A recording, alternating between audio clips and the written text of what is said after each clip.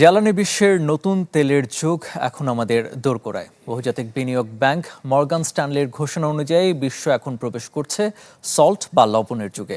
অর্থাৎ 2035 সালের মধ্যে ব্যাটারি বাজারের 37%ই থাকবে সোডিয়াম আয়নের দখলে।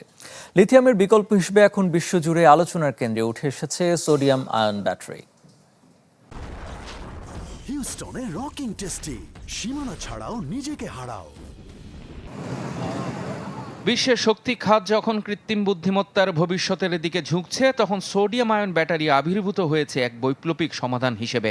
মর্গান স্ট্যানলির হিসেব বলছে, নতুন তেলের যুগে প্রবেশ করেছে বিশ্ব।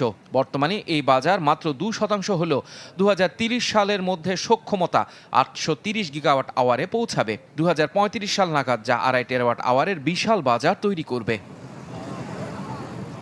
সাধারণ ভোজ্য লবণ থেকে তৈরি এই ব্যাটারি বর্তমানে লিথিয়াম আয়ন ব্যাটারির চেয়ে 40% সাশ্রয়ী, প্রচণ্ড ঠান্ডাতেও সমান কার্যকর। গবেষণায় দেখা গেছে, পৃথিবীতে লিথিয়ামের তুলনায় সোডিয়ামের প্রাপ্যতা 300 গুণ বেশি। ফলে লিথিয়াম কিংবা কোবাল্টের মতো দুর্লভ ও ব্যয়বহুল খনিজ পদার্থের উপর নির্ভরতা কাটিয়ে এক নতুন দিগন্তের সূচনা হয়েছে। এই প্রযুক্তিগত উৎকর্ষতাকে কাজে লাগাতে 2035 সালের মধ্যে $800 বিলিয়ন নতুন বিনিয়োগ আসবে। মর্গান স্ট্যানলির হিসেবে এটি কেবল একটি ক্ষুদ্র পরীক্ষা নয়, বরং জ্বালানি নিরাপত্তার নতুন সংজ্ঞা।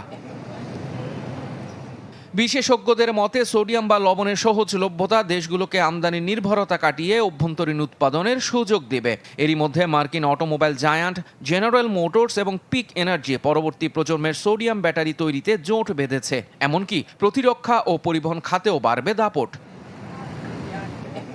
তবে এখনই লিথিয়াম বা তেলের বাজার হারিয়ে যাচ্ছে না। জ্বালানি নিরাপত্তায় লবণের এই বিপ্লব আগামীর পৃথিবীকে বদলে দেওয়ার এক শক্তিশালী হাতিয়ার।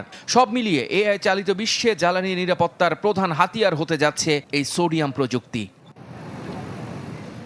ইফতেখার আলম, চ্যানেল 24।